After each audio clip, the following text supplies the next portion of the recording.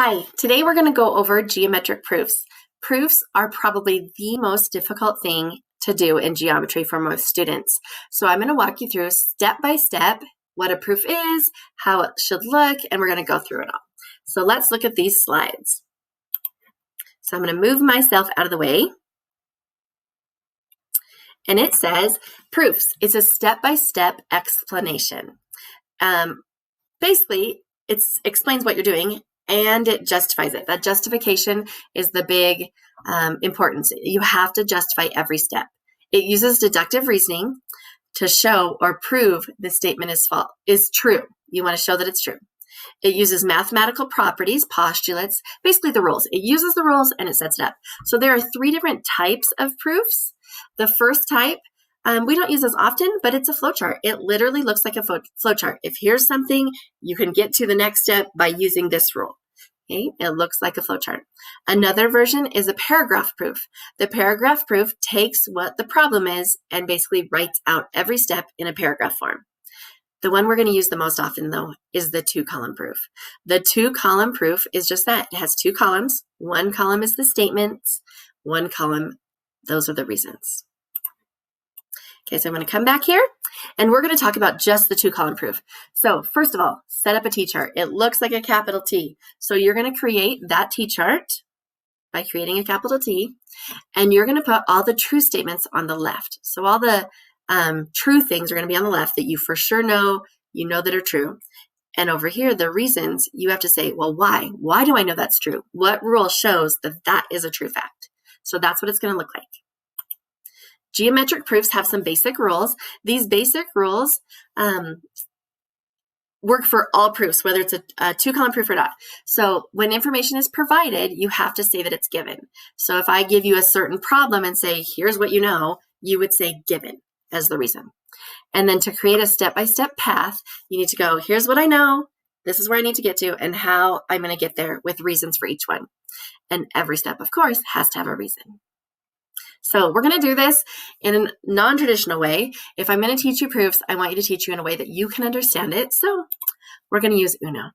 I'm hoping most of you know how to play Uno. We're not going to use all the rules, but we're going to use some of them. And I'm going to walk you through a geometric proof, well, an Uno proof using geometric properties to write a proof. So here we go. So Uno proofs. The statements will be the actual cards. These are true. This is a red 1. This is a yellow 2. So those are true statements, true cards, and you're going to place the cards, whatever you're given would be first, and you would make a path with the cards, how to get to what you're trying to prove.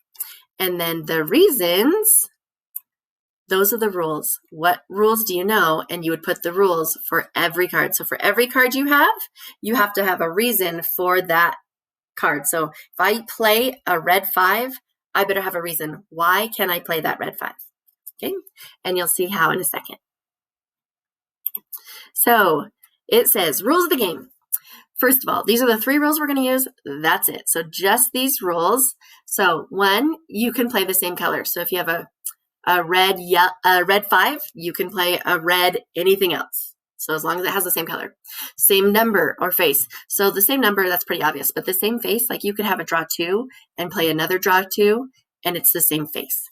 So, and then the wild card is just that. It changes from whatever color you're on to a new color. So we're just going to use it to change the color. Okay. So I'm going to move myself out of the way. And what we need to do is we are going to take this proof. This is set up just like you would get a geometric proof.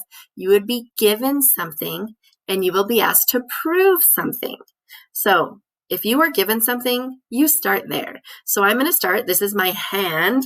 So this is the hand I'm given, and I'm going to start with the green 9. So I'm going to put that, I'm going to drag it over here to statements. Okay, but I have to go from green 9 somehow using what's in my hand to get to the yellow 7. So take a second. See if you can see a path to get you from that green 9 to the yellow 7.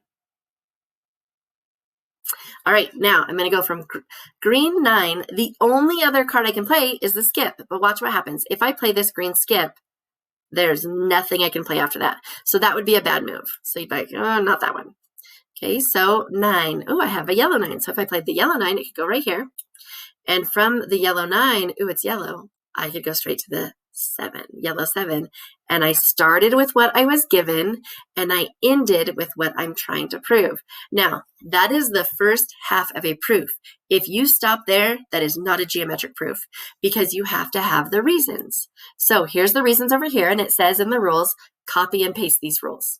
Okay, so the given is 9. Why do I say 9 is there? Because it's given. So I'm going to copy that and paste it. So I'm going to drag it over here. The reason I use the 9 is because it was given.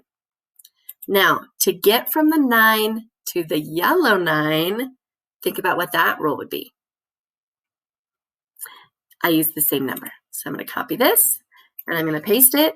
To move from the green 9 to the yellow 9, it was the same number, so that's the rule. And how did I get from the yellow 9 to the yellow 7? I use the same color. Okay, we just wrote our first proof.